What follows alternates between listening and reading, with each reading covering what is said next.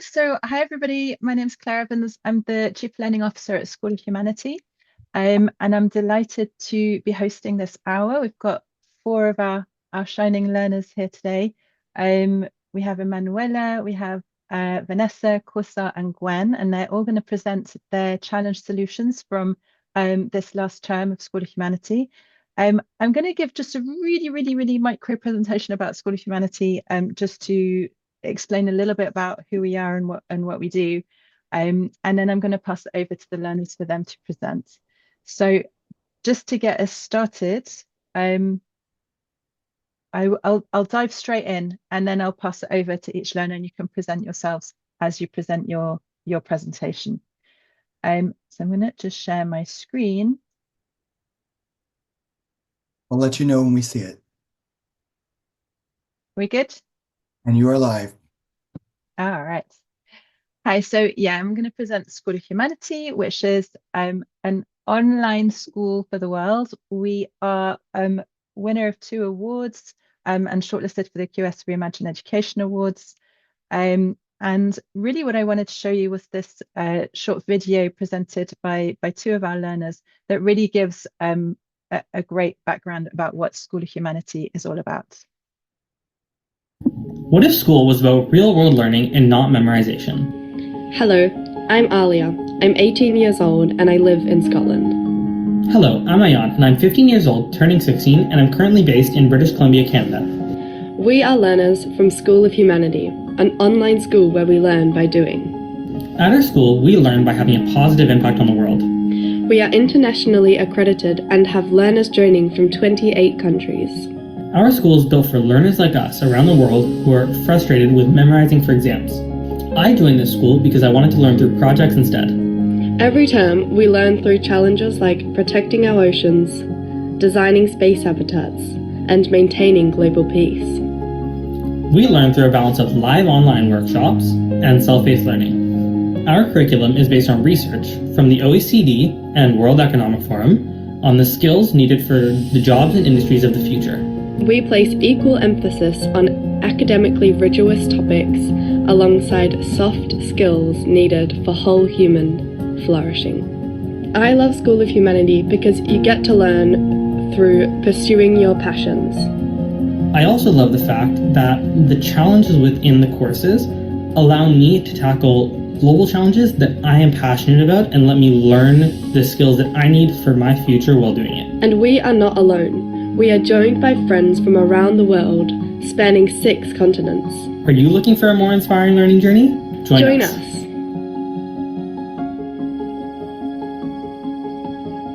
So that gives you a little bit of background about the school, and just briefly to recapitulate, instead of exams, we learn through real-world projects. Instead of standardized curriculum, we learn through personalized learning. And instead of memorization, we focus on whole human development. And we are accredited by the Western Association of Schools and Colleges, and are registered as a US high school in the Department of Florida, in the state of Florida. And we currently have learners from 32 countries spanning 6 continents. So just to give you a sense of how global we are. And on that note, I'm going to stop sharing and pass it over to our wonderful learners who are joining us today. The first learner that I would like to present is Emanuela, who is going to present her challenge solution from the Activism Through the Arts challenge that she worked on in term 2. Which is the previous term, and I'm not going to say anything else about it other than the name Unmute, which is very interesting, very intriguing. So Emanuela, over to you. And would you like to just present yourself briefly as well, who you are and where you are in the world? Thank you. I was curious.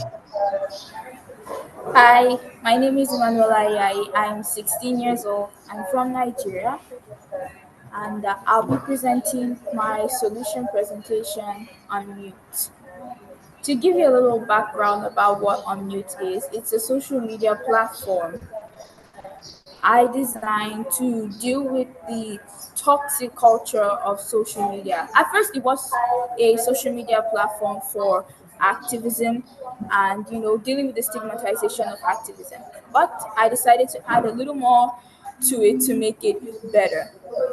I'll share my screen.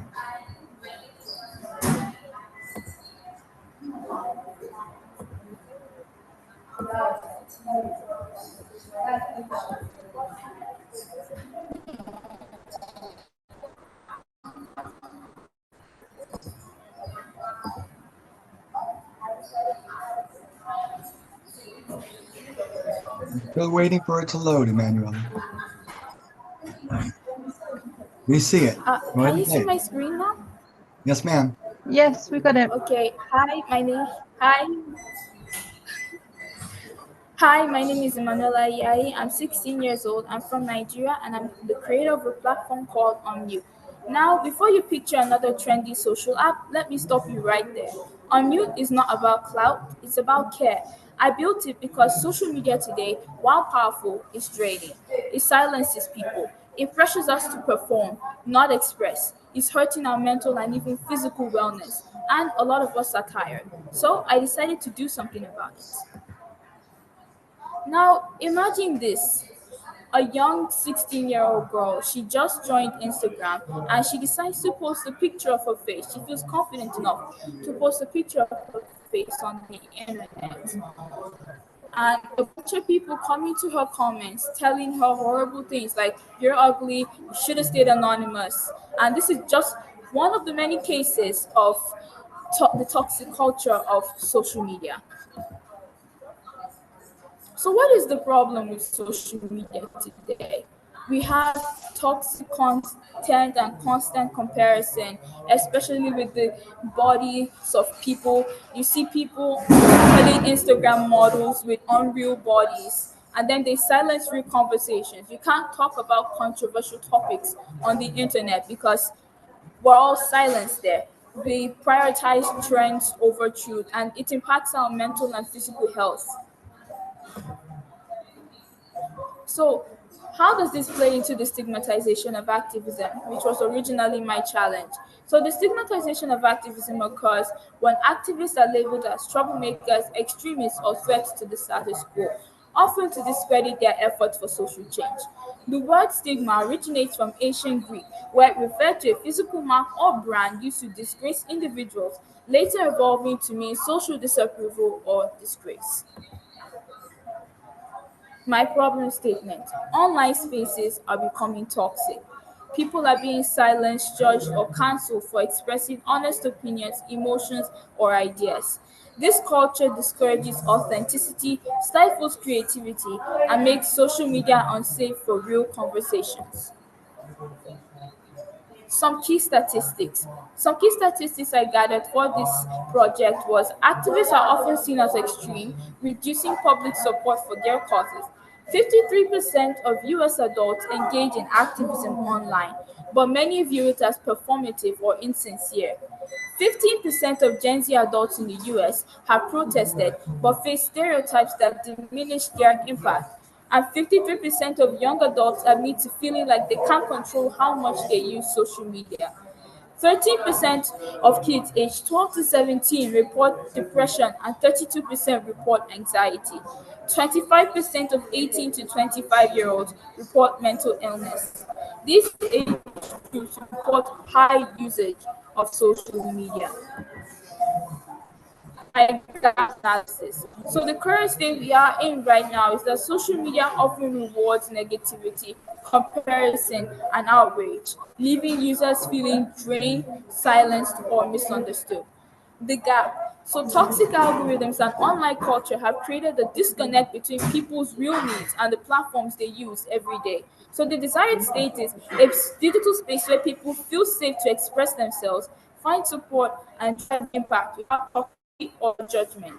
The action plan: to create a platform that centers wellness, real conversation, and community action, designed to uplift, connect, and empower its users. So, my solution statement: to change the toxic culture of social media, we need safer, more intentional platforms where people can speak, grow, and connect without fear.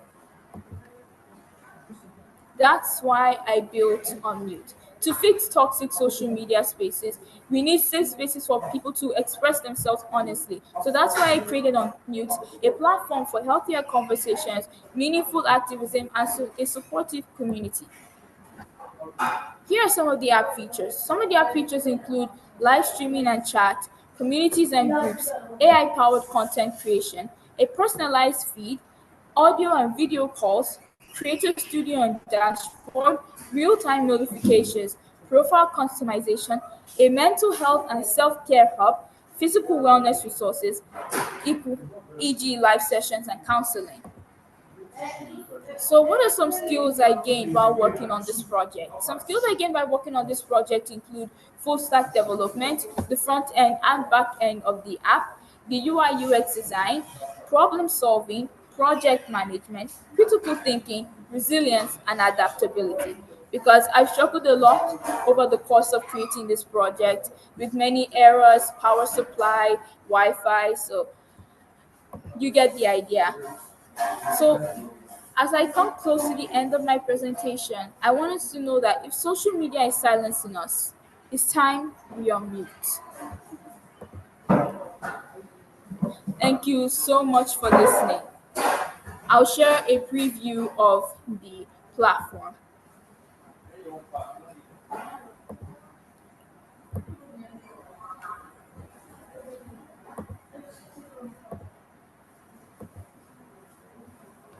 So here is a preview of what the feed looks like on the platform. You can check in with yourself to reflect and see how you're feeling each day. I'm just going to show you how that works. So if your mood is low or your mood is higher, you can also, yeah, you can do that stuff. You can then go to the wellness tab. This is the reel page. There are no reels at the moment right now.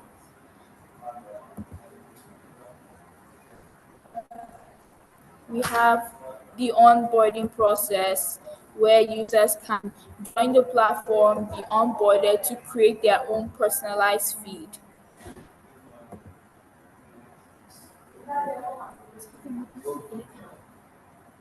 This is the create page where people can create content, text, images, reels, memes, the notifications page, the wellness page inspired by my mom. She's a counselor, so I created this page mostly for her services.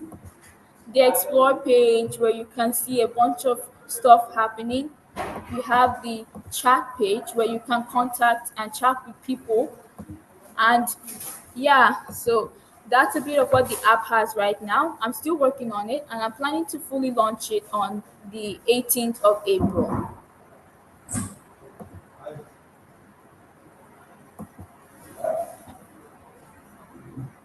Emanuela, that's amazing. What amazing work you've done there. I love the way that you've found a problem and then you've really applied and thought about it and looked at how widespread this problem is and how you could address it. I think it's a great name as well. I love the punchline that you gave there for talking about social media silencing us, and so it's time to unmute. That was wonderful. What was the best thing you learned whilst working on this project?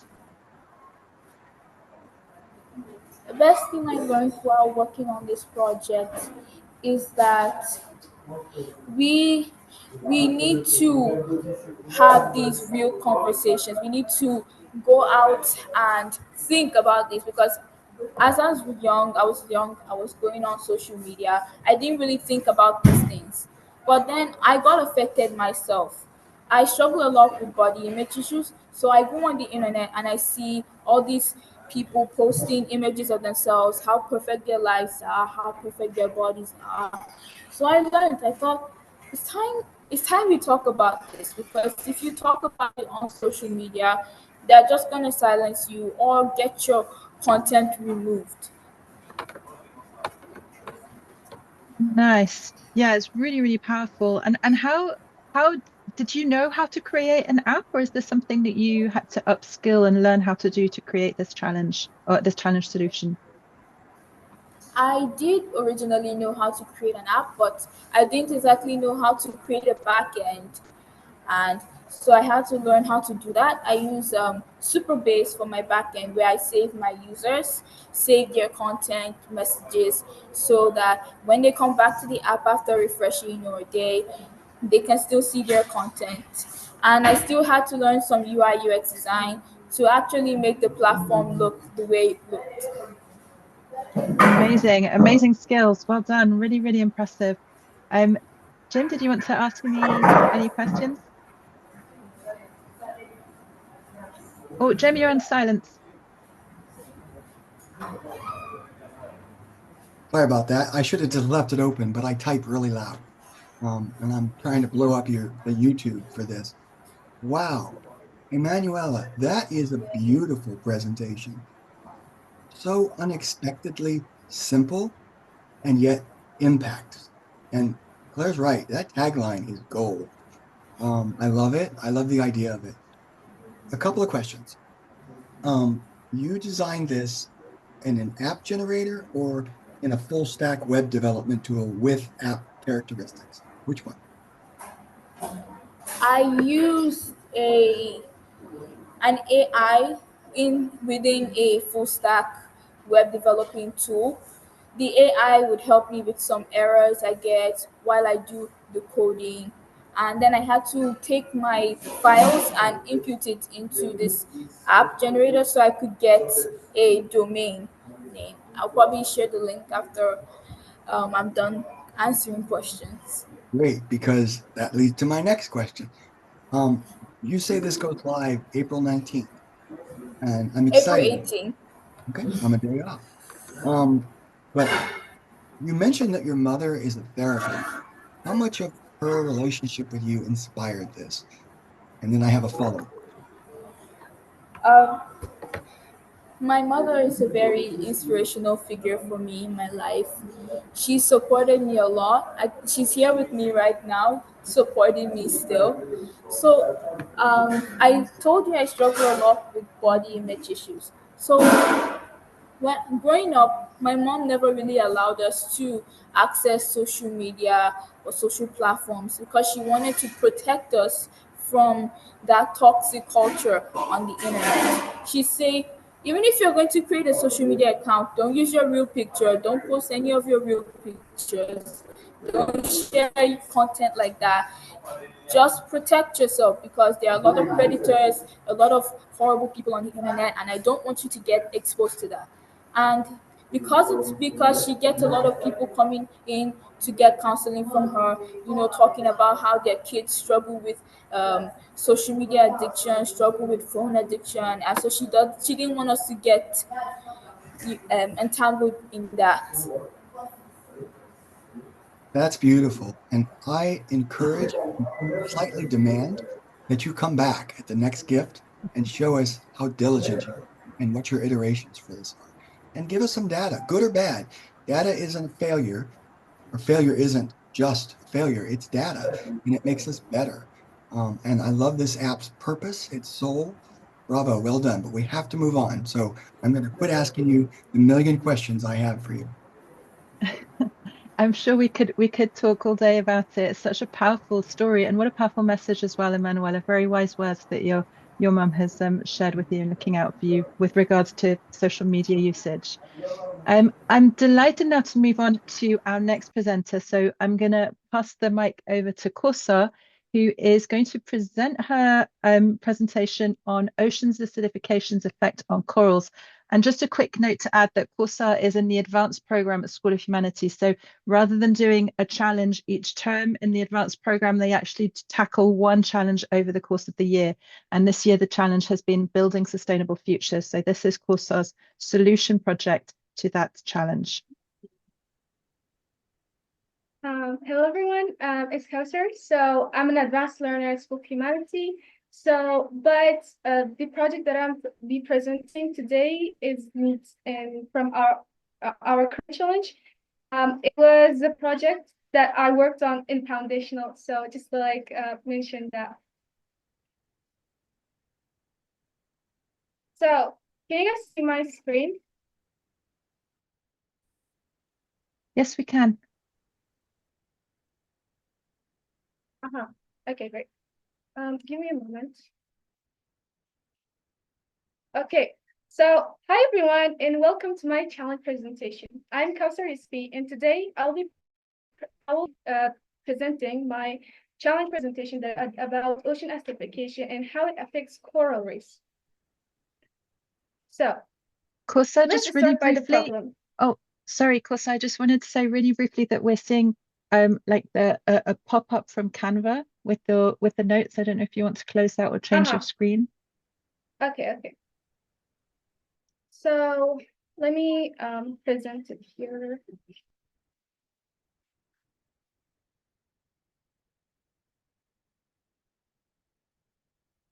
Hello everyone, welcome to my presentation that is about ocean acidification effects on corals.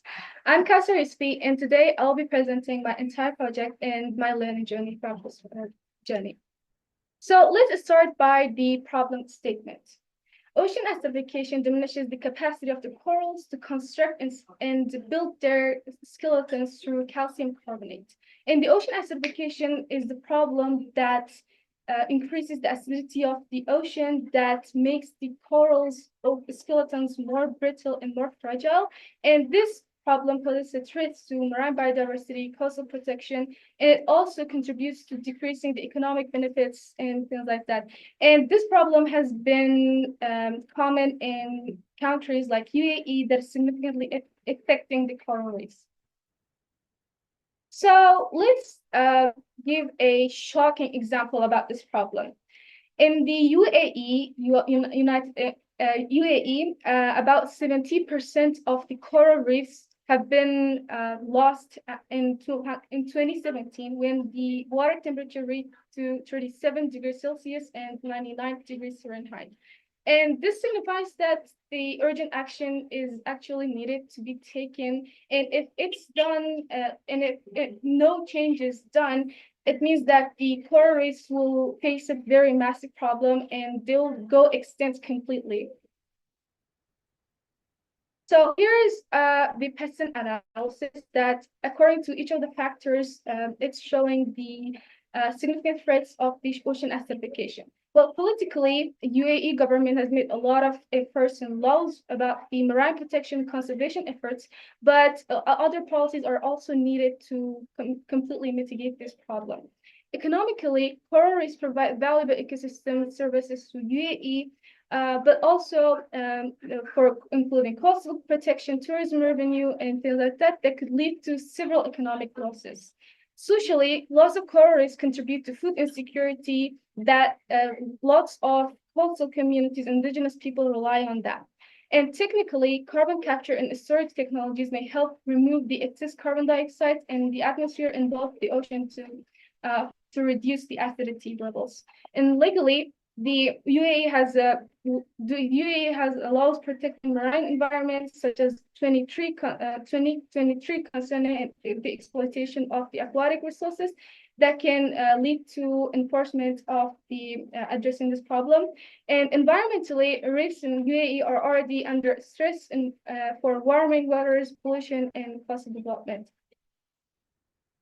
So this is my solution. I built a program called Reef Board that I integrated two solutions and approach for enhancing the IMIC organization efforts that I'm going to be talking later about it. So the first approach is about planting seagrasses in the diminished coral areas and the acidic ocean areas. And the next approach is the designed robotic fish to incorporate and put them in the areas that has increased level of acidity. So, well, who is IMIC? IMIC is an organization, a non-profit organization based in United Arab Emirates, and I developed this project proposal for IMIC organization to give them and suggest them an alternative conservative efforts to incorporate and mitigate the ocean acidification that's been being common in the United Arab Emirates. So, as I talked earlier about my first approach that is about seagrass planting, Well, this seagrass planting might look complicated, but they're also super amazing that contains numerous of benefits. First of all, it's that it buffers ocean acidification because it stores vast amounts of carbon dioxide in through photosynthesis feature of the plants. So they absorb carbon dioxide and they release oxygen that contributes to lowering the acidity and pH levels of the ocean. And it also enhances corals' health because they increase the chances in the growth of the corals and other species as well. They contribute to amplifying the ecosystem's resilience because it's estimated that the seagrasses experience 50 to 30% lower mortality rates. And this also significantly contributes to building the resilience of the ecosystems. It also mitigates the climate change through the photosynthesis feature. It promotes biodiversity because it's estimated that the seagrasses provide shelters and habitats for more than 100 species in the marine organisms. So it contributes to growth of the entire functionality and the resilience of the forest as well. So here's the guide on how to plant the seagrasses. First of all, we should collect the seagrass seeds from a identified healthy donor site that wouldn't include any diseases, wouldn't include any pests, to ensure that the upcoming seeds will not include any diseases. Secondly, we should prepare the planting units. For example, we can collect the seeds into a moisty bag that contains soil and seawater to keep them refreshed and won't allow them to dry out. Next, we should choose a suitable planting site. So we should identify that in which area seagrasses are able to grow. For example, these plants grow from 0.5 to 5 meters deep in the ocean. And finally, we should attach these seeds through using a biodegradable rope, and we should spray them in the water until the time that they will be spread out evenly. And this is the spectrum of how the robotic fish will be going and swimming in the ocean. And I'll be talking about the details here. So meet the dory. This is the designed prototype of my project. Well, first of all, it's the servo motor. This is the component of the fish that regulates and monitors the entire swimming figures, swimming capability of the fish. Next is the solar power battery that we'll know that this robot wouldn't function without the energy. So this component of the fish helps this robot to get enough energy. The pH sensors also help this fish to identify and monitor the pH level of the ocean. That is the segment of this robot. And the respiratory camera module 3 is also a camera that is deployed in that fish to capture and take the images of the corals to identify their composition and send the pictures to other organizations and to alert them and aware them that the certain conservation efforts are needed and how urgent they are. And this fish also use USB Wi-Fi adapter, flexible solar panel, Coral USB accelerator, and also Raspberry Pi to help this robotic fish to be connected to the Wi-Fi and send the data to the other devices. So this is the finalized version of this prototype, and yeah. So how this robotic fish will work? First of all, as I said before, the server motor that all controls the functionality of the robot will send information through using a Python script, and then for the clients, and then the client connects from another device that is laptop to connect these to the data and get it, and then the information that's being received it will alert the other organization, and it will help to identify and take the urgent actions needed. So for the just to give the project proposal and give the whole detail of the project for the IMIC organization that I just discussed about before, I made a project proposal that I gave the detail and the whole components of the project that we worked on, identifying the recommendations, the functionality, all the components, and also the impacts that's going to have at the end of the project. And yeah, so throughout working on this project, I gained a lot of skills, dispositions, and knowledge about I get skills like writing skills, problem solving, critical thinking, leadership, and product design. I also gained some dispositions like scientific literacy, environmental awareness, innovation, and creativity. And I also gained some knowledges like carbon chemistry. I understood through investigating the main problem of the ocean acidification, that how it's the harmful substances in the ocean that's been being synthesized, about the conservation strategies on how to mitigate this contagious problem, about the marine biology, about coral reefs and their functionality. I also gained knowledge about the robotics and the development of the technology. I gained some dispositions about ecology, geography of corals, and that's it.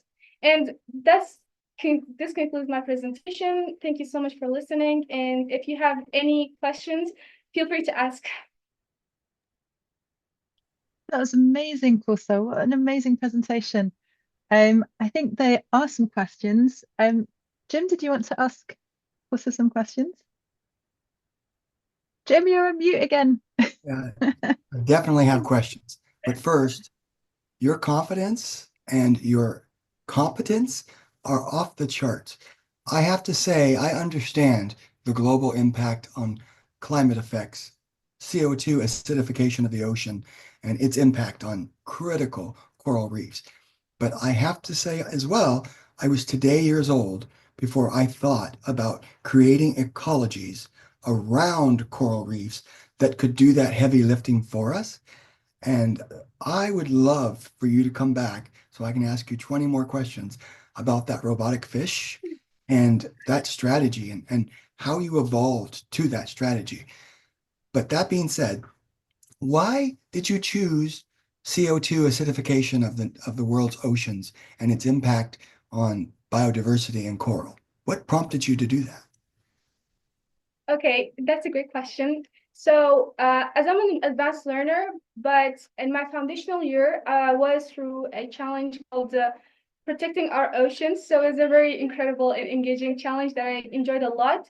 So in the both investigate and act phase, we had to choose a problem.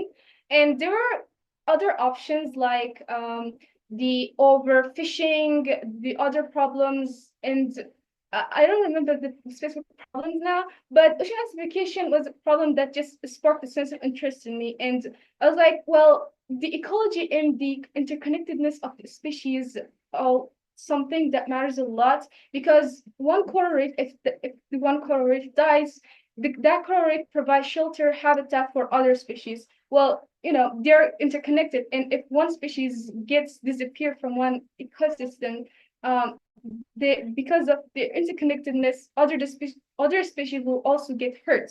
So the biodiversity is something that determines the resources, not only aquatic ecosystem, but also other tropical ecosystems like forests. And that's why that I'm investigating and working on another project about ecosystems.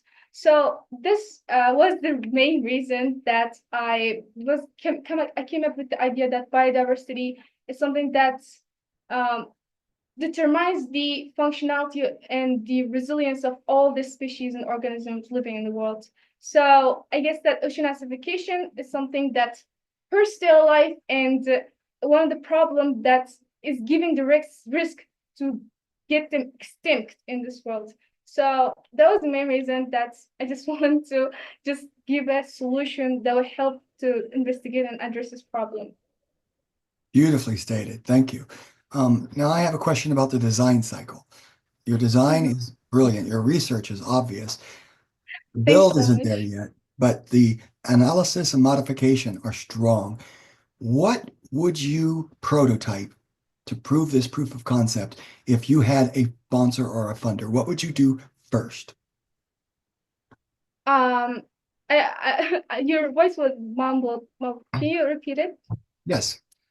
If you had a sponsor and you were in Mm-hmm. the build cycle of the design Uh-huh. thinking, what would you request and how would you test this prototype and where?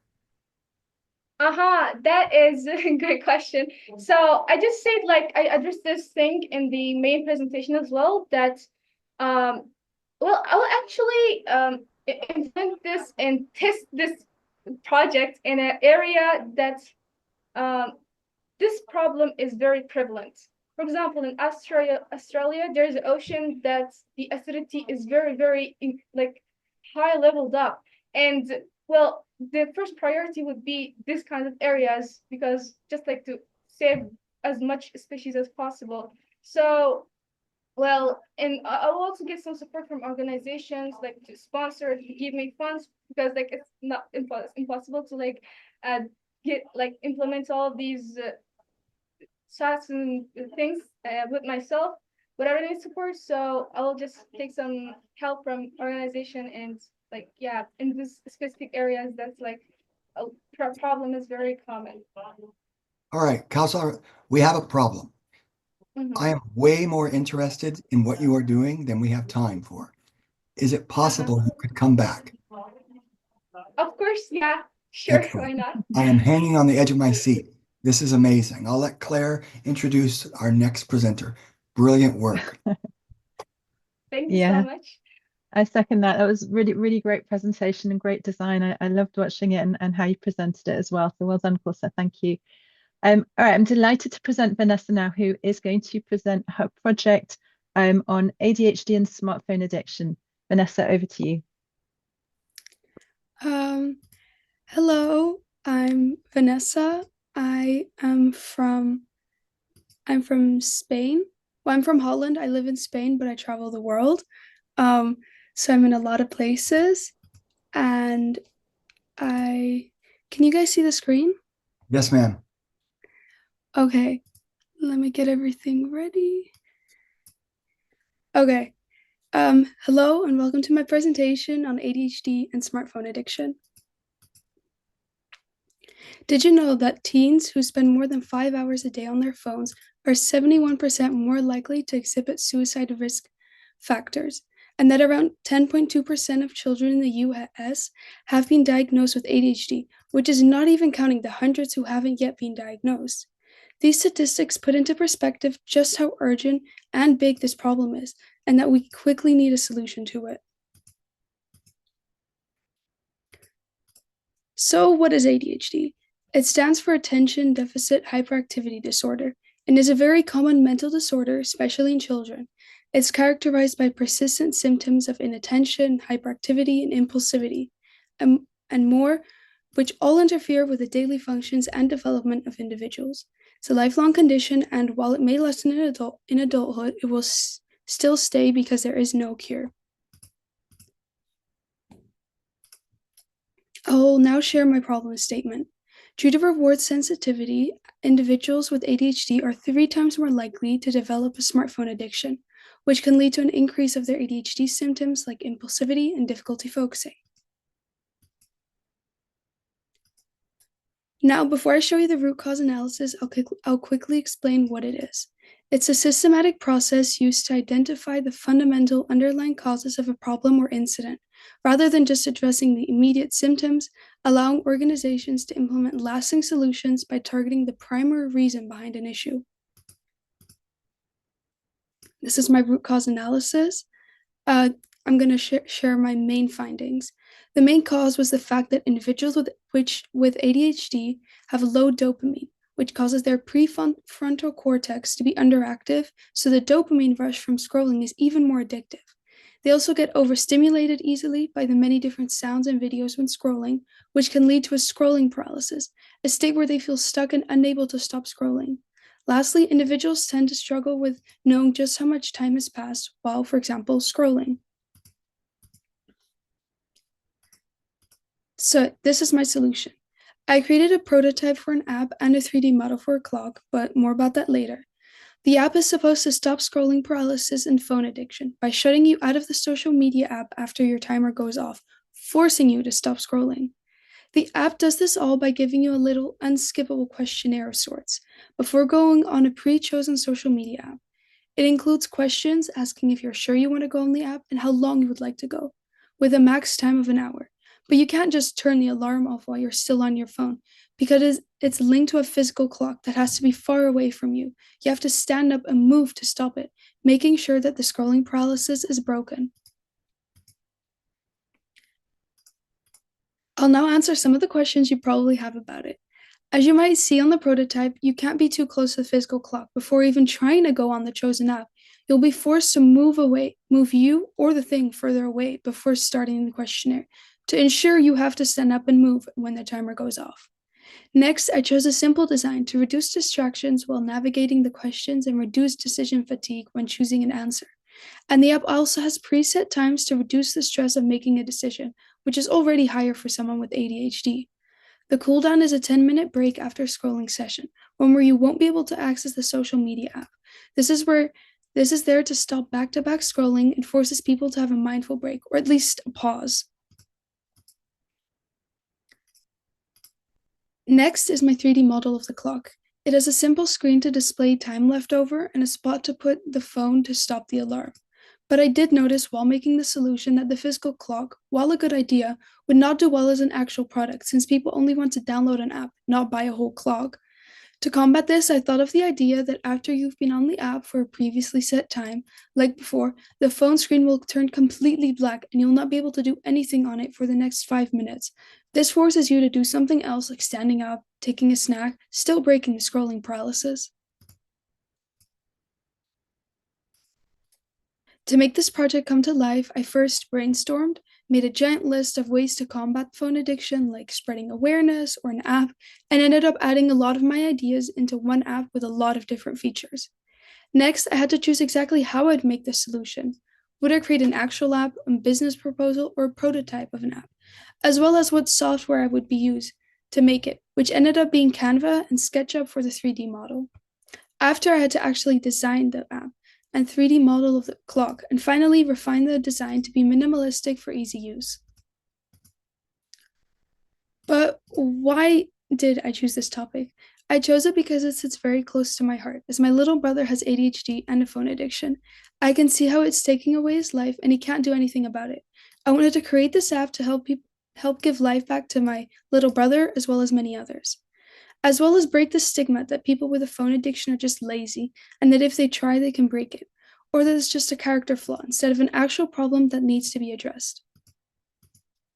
Thank you for listening to my presentation. Are there any questions? That was great, Vanessa. What an important topic as well. It's so apt for these times where, many of us do see that all the time with young people, really, really, well, even older people, like everybody has that moment where they're addicted to the phone, to scrolling. So to come up with a solution like that is so simple, but I think so effective. Yeah, well done. Well done for coming up with that. Thank you. Jim, would you like to ask a question? A couple of questions, and I'm monitoring YouTube as well. But my first question, this is a brilliant strategy because it doesn't treat the addiction as the problem. It treats the isolation and social component as the problem. And it's an opportunity for people to recognize the impact of behavior without chastising. I think that's brilliant. That's exactly what our culture needs. I have one question for you. Were you to deploy this to the public for use as a product, one, how close are you? And two, how would you do it? The web, an app, ironically on the phone? If I would deploy it, I'd create an app. I'm actually currently working on another one, so I have some experience. I'll work on first creating the app, and then if there is a lot of demand for it and if people would be interested, I would launch the physical clock. Obviously that would cause some extra work because I don't know how to make an actual clock, but yeah. in the interest of time, we have to move on, Vanessa. But again, this is an embarrassment of riches. All three of these presentations have been rock star status, but we do have to move on. You must come back. And I'm trying to generate as much traffic on YouTube for you as possible. You have a global platform for this, love. This is a great idea. I'll turn it over to Claire. Thank you. Yeah, I agree with that, Vanessa. I think it's, again, just such a simple idea, but I really think it would be so effective. And, all it takes is stepping away and engaging in something else. And then, your attention is moved on from the phone. So great idea. All right, I'm very happy now to welcome Gwen, who is going to share her challenge solution for the Activism Through the Arts challenge that she worked on in this previous term. Over to you, Gwen. Hi, can everyone hear me all right? Yeah, okay. Hi, my name is Gwen. I'm based in Chile and I'm 15 years old. And today I'll be presenting my project. So let me just start sharing my screen.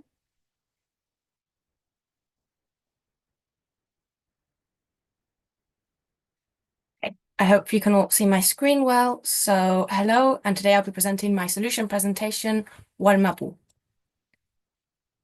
So I'm going to start off by talking about the problem. Environmental activists around the world face increasing risks, including arrest, disappearance, or even murder for participating in environmentalist activities. Did you know that in 2023, 196 environmentalist deaths were documented? Latin America made up 85% of those killings. Between 2012 and 2023, more than 2,100 environmental activists have been killed. Now imagine you are being kicked out of your home. Well, that's exactly what's happening to Indigenous people. Indigenous people and Afro-descendants made up 49% of murders of environmental activists in 2023. Now, we need to think about that Indigenous people preserve 80% of the planet's biodiversity, while only making up 5% of the global population. So for my solution in the term, I decided to create a visual representation of the struggles Indigenous people face when protecting their homeland from pollution and destruction. I decided to do this through a stop-motion mini-movie highlighting how Indigenous people from Chile disappear in their attempt to protect their homeland. The objectives of the solution would be to put the problem into perspective. The visual representation would help the viewers empathize and understand the problem. The solution, I wanted it to be a form of activism in itself, and it will be aimed at the general public of the world. Why did I choose to do a visual representation? Well, visual presentation is a tool that can help people connect and understand the message or information that is being shared with them. This allows people to put the problem into perspective, and the visual presentation allows the audience to feel an emotional connection with what they are seeing. So before going into my actual solution, I would like to talk a bit about the Mapuche culture. The Mapuche tribe is made up of indigenous Chilean people. It is the tribe I chose to represent in my mini-movie. They have a deep connection to nature and believe in Mother Nature, Pachamama, and consider their land to be sacred. Some key elements you'll see in my mini-movie are the Machi, who is the healer, the Lonco, the chief, the Rewe, spiritual totem, the Palin, a typical game played by the Mapuche, the Kultrun and Ñulkin, typical instruments, and the Ruca, what they call their home or house. So before we move on, I want to talk about some stop motion principles. So stop motion is a form of filmmaking that uses different frames or photos of an object every time moving it a little bit to make an animation. There are 6 main types of stop motion: claymation, pixelation, cutout motion, object motion, puppet animation, and silhouette animation. Now I decided to work specifically on claymation, which is the use of clay or plasticine to animate stop motion animation. Now I'd like to talk a bit about the storyboard. So the story would follow the lives of the Mapuche tribe. They will be protesting against the destruction of their land. The Mapuche people would start to disappear through their protest, and at the end, the land would end up being taken and destroyed. At the end of the movie, I would like to display 3 points of text talking about the problem and a call for action. So my actual prototype. So the mini-movie is named Walmapu, which means homeland in Mapudungun, the Mapuche language. The movie is 57 seconds long, It uses plasticine for the main elements. The background is hand-painted. The movie has 310 different photos. It was filmed on a stop-motion studio app, and I edited it with an app called CapCut. I would now like to share my video, but for that, I've got to reshare my screen to share with audio and make sure you can hear properly. So let me just do when we see it. We'll just do that shortly. Yep. Okay, I hope you can see properly. Yes, This is my video. we see that too.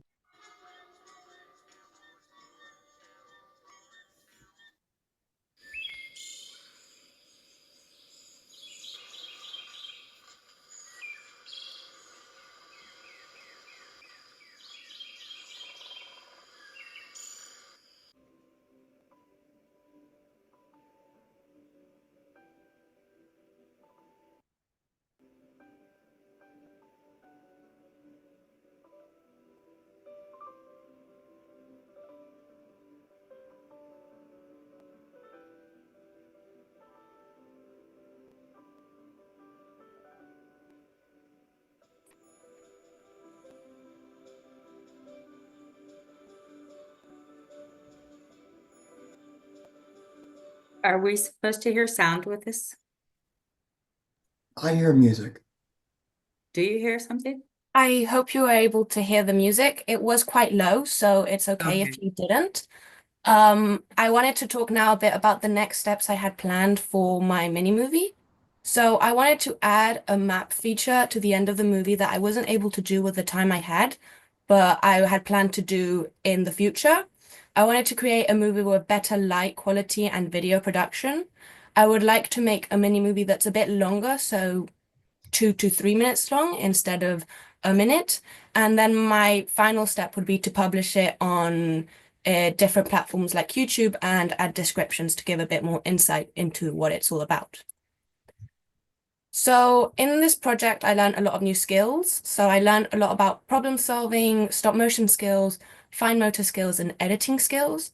I also learned a lot about cultural awareness, the Chilean culture specifically, different forms of visual representation, and in general, I learned a lot about different global issues, and I decided to choose this one specifically. So thank you for my presentation, and if you have any questions, feel free to ask. Gwen, that was amazing. What a beautiful film, and what a powerful message as well. I think that the message at the end with the, explaining the stats, and very, very powerful. So thank you very much for sharing that. Did you know how to do stop motion before? Or is that something that you needed to teach yourself to do this project? I kind of knew some basics of how to use it, but I had never really done a proper stop motion movie before.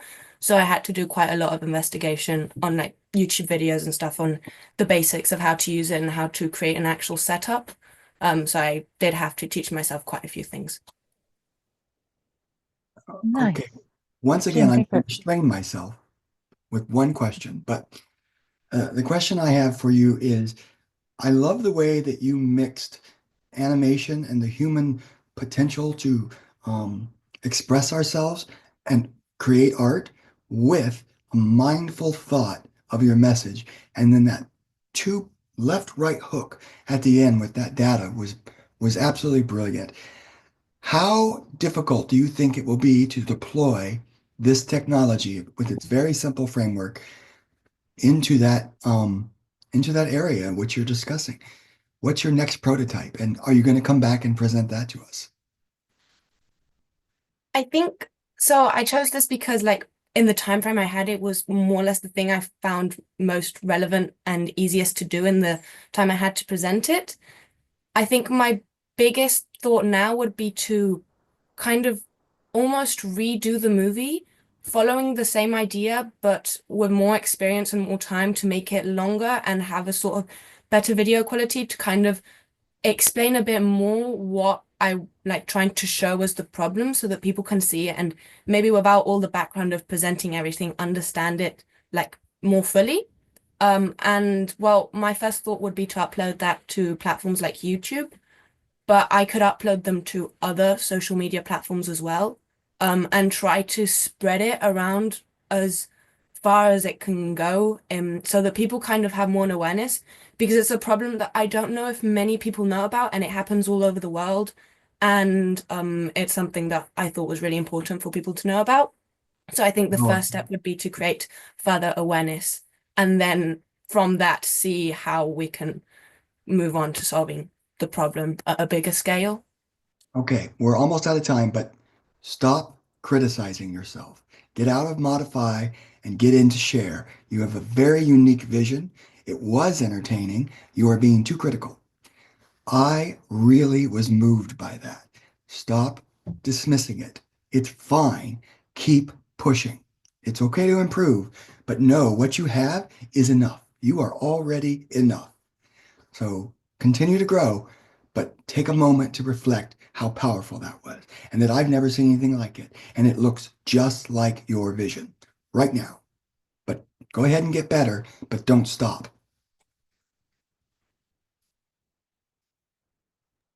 All right, Thank you. thanks, Jim. I wonder also, Gwen, something that came to mind is maybe putting different language as well. Maybe so that the message is spread as it's something that's based in Latin America, maybe translating it to Spanish, for example, so that that message can reach a wider audience. Is that something that you would be able to do? Yeah, I had thought of that. That's why I used as little language as possible, so that it would be easier to spread it in different languages. Nice. See, Brilliant. it's already enough. You can adapt from this in 12 different ways. Get to work and come back and show us. All right. Okay, well done to all of the School of Humanity learners who have been with us today. I think we're all blown away by your presentations. It's been a great hour. Thank you so much.